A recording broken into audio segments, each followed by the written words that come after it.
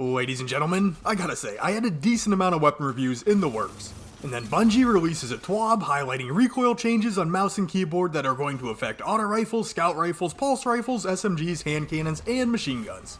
So needless to say, I kinda had to pump the brakes on some of these weapons that I was set to take a look at. Mainly because I want my reviews to have as much longevity as possible. Luckily, I did have a weapon on my shortlist that's gonna make it through these changes unscathed, probably. Coldheart. Trace rifles in general are an archetype that haven't seen any meaningful changes in quite some time. You know, things get shuffled around with each new batch of sandbox tuning, and trace rifles have remained more or less stagnant. But that's not always a bad thing. Sometimes the sandbox shifts in ways where even if a weapon is not specifically being tuned, changes made around the weapon can impact its performance. So, is Coldheart in a better spot or a worse spot here in Beyond Light? And is it still worth picking up and equipping right now? I'll do my best to answer those questions in this review, but if at any point during the course of this video you find it useful, helpful, or enjoyable, please remember to leave it a like. And if you're really digging the content and you'd like to see more, consider subscribing to the Ironworker Gaming channel. But let's get into the review with a look at Coldheart's stats and perks.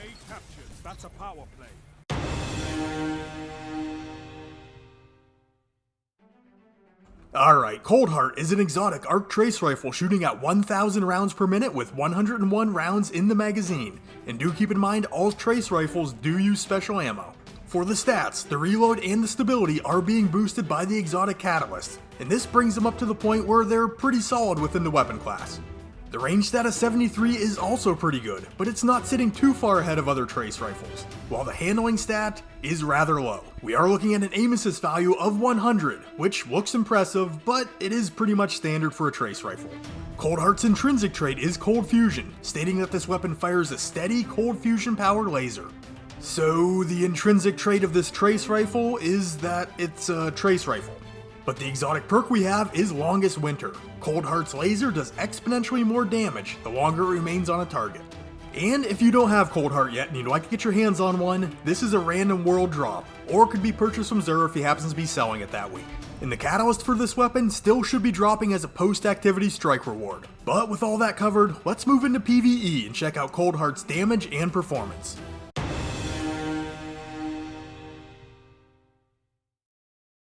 Okay, as far as Coldheart's functionality, things are pretty cut and dry. It's fueled by special ammo, you hold the trigger down, and it fires a laser. The recoil on this weapon is next to nothing. It will climb a little bit as you hold the trigger down, but it is very easy to control. And something to take note of is that all trace rifles benefit from auto rifle armor mods, but I did find some discontinuities. An auto rifle dexterity mod is going to help our weapon swap speed. I clocked it at 0.98 seconds without the mod, and 0.88 seconds with it. So while it's only a tenth of a second, it is an improvement. An auto rifle loader mod changes the reload speed from 2.55 seconds to 1.88 seconds. Here again, the mod is resulting in an improvement. But an auto rifle reserves mod does not seem to be helping us out. At base, we can stack up to 505 total rounds. When I throw on an auto rifle reserves mod and try to collect another special ammo brick, no dice. An auto rifle finder mod is not going to work because, as you can see in the mod description, it is designed to work with primary ammo. With an auto rifle scavenger mod on, I run over a special ammo brick and pick up 155 rounds. I take the auto rifle scavenger mod off, run over a brick, and pick up 167 rounds. Then I run over another one and pick up 149 rounds. I don't know, you make the call. But possibly the biggest disappointment for me was the disconnect with the Overload auto rifle seasonal artifact mod. Try as I may, I was not able to disrupt this Overload champion with Coldheart. And unless my memory serves me wrong, I don't ever remember seeing specific trace rifle mods in the artifact. But for the damage output, an initial round fired from Coldheart is going to hit Carl for 781 points of damage on a crit and 556 points of damage to the body. But as long as we sustain damage on a target, that number can max out at 1403 on a crit and 1001 points of damage to the body. So we're looking at a gradual damage increase up to 80%. Now trying to pick out individual damage numbers here was kind of a mess. But when my magazine had 60 rounds remaining, the first 1403 flew off a Carl on a crit. Now when we look at the first 48 rounds fired from the weapon, the damage might not be a perfectly consistent increase. But when we average them out, we're looking at about a 16-point increase from round to round. So the first 40 rounds are going to total out to 43,720 points of damage, provided we land all crits. The remaining 61 rounds in the magazine are going to hit for 1,403 points of damage on a crit.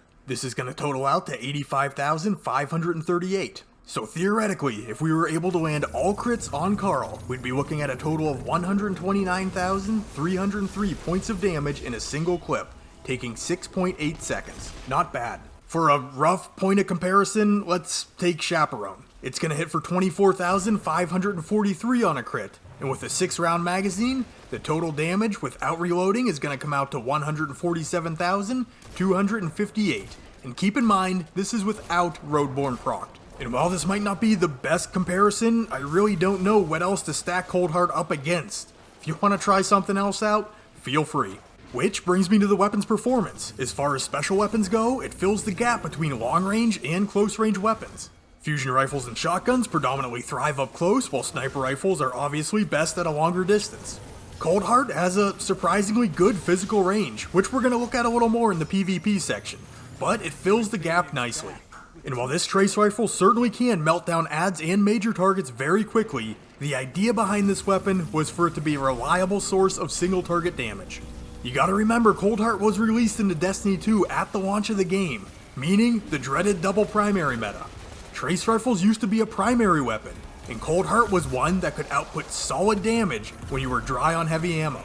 The whole trace rifle archetype has obviously been transitioned over to special weapons, and adjustments have been made to keep them in line. Coldheart remains a pretty solid single target damage option from mid-range when it's needed, and it can generate orbs of light, so that is a plus. Unfortunately, that's kinda where it starts and stops for Coldheart. It doesn't have the unique utility of Ruinous Effigy, the debuff capabilities of Divinity, or the crowd control capabilities of Prometheus Lens. Its focus is simply raw damage. And if you're simply looking for raw damage from a special exotic weapon, there are a lot of good options out there. Chaperone, Duality, Cloud Strike, just to name a few. And a lot of these are going to outpace Coldheart. And then this thing not working with all auto rifle mods is frustrating. It would have been fantastic to get a few more rounds for Coldheart with the reserves mod on, since this thing can chew through ammo really quick. And if the Overload Auto Rifle Seasonal mod actually worked, this might be a pretty solid option for higher level content where there are champions present. And one last thing to consider here is that Coldheart is probably going to work best against larger and more stationary targets. Enemy combatants that have a small frame, and anything that can teleport around or shift positions quickly, has the potential to interrupt your damage stream, causing that ramping damage increase to reset itself. And missing out on any damage is never something that you want to see. But let's move into PvP and see how Coldheart is faring in the Crucible.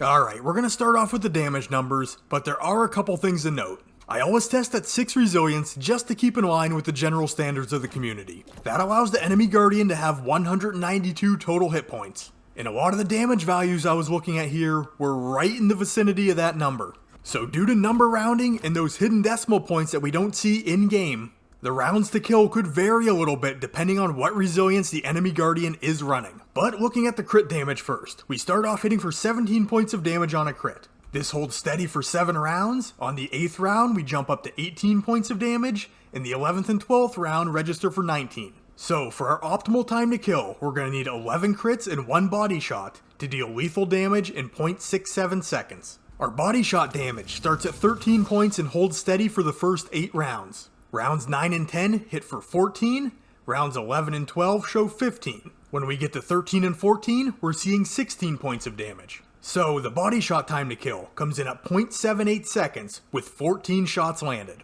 When under a 20% damage buff like High Energy Fire, or in this case an Empowering Rift, a crit starts off hitting for 21 points of damage. This is maintained for the first 8 rounds. When we get to rounds 9 and 10, we'll register 22 points of damage. Optimal time to kill here is going to be 0.54 seconds with 9 crits in 1 body. And your body shot time to kill when buffed is going to come in at 0.72 seconds with 13 shots landed.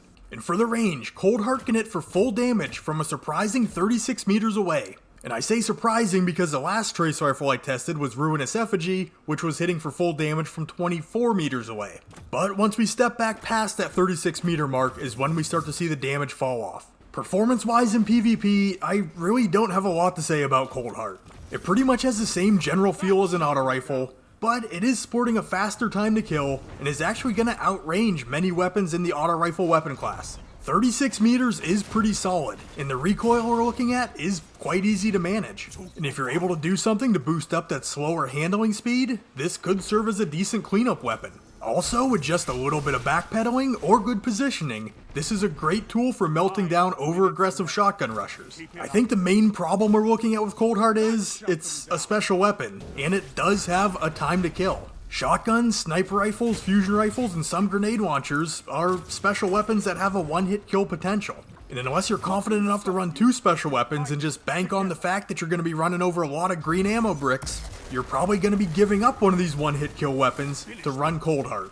And to hit your time to kills with Coldheart, you're probably going to be out of cover, maintaining line of sight, and tracking your target, which can leave you open to take damage. And the thing is, even if you have a 20% damage buff, there are primary weapons out there that can achieve a faster time to kill when they have a buff. Most notably in the current sandbox, 120 RPM hand cannons coming in at 0.5 seconds. Ace of Spades has the ability to 2-tap in 0.43 seconds. And even close range primaries like sidearms can dip into the sub 0.6 territory. So even though Coldheart is using special ammo and does have fairly strong time to kills, there are primary weapons out there that can flat out outgun it. Plus, right now, our Guardians are as mobile as they've ever been. You still got Hunters rolling all over the place, Warlocks are double dashing in midair, Titans can melee their way or slide their way halfway across the map. It's just becoming increasingly difficult to stay perfectly on target. And anytime you slip off an enemy target for just a moment with this weapon, you're gonna miss out on some damage. It's probably not gonna be much if you can get back on target quickly, but it's those fractions of a second that are gonna win or lose gunfights in the Crucible.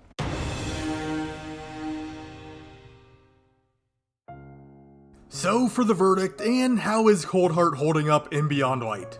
Well, I'm kinda sad to say that in the recent time I spent with this weapon, it's not feeling great. The years seemingly have been hard on this gun, and it's starting to show its age. Kinda like me. In PvE, there are many special exotics out there that are currently outperforming this weapon. The simple function of increased damage with sustained damage just doesn't feel all that useful or special anymore. In PvP, Coldheart's time to kills used to be extremely impressive, but little by little, more and more primary weapons are catching up, and surpassing it in some cases, making Coldheart kinda feel like an inefficient use of your exotic slot, especially given the fact that this weapon is fueled by special ammo. I really think another round of weapon tuning will be needed to bring trace rifles, as a whole, back into a better state. But as always, if you're finding success with Coldheart, keep using it. There's a gun out there for everyone in Destiny 2, and if Coldheart's the gun for you, I mean, rock on, my man. But if you did enjoy this weapon review, please remember to leave it a like, and consider subscribing to the Ironworker Gaming channel to see more Destiny 2 content presented by yours truly. If you'd like to catch me live, I will be streaming right here on YouTube. I've kind of been slacking the last couple weeks, but I plan to hop on again pretty soon here. And to contact me, you can look for Ironworker814 on Twitter, join our channel Discord, link will be in the description, or drop a comment down below and I will do my best to get back to you. And with all that being said, I'd like to thank you for taking the time out of your day to check out this video. You guys are awesome, and I will catch you on the next one.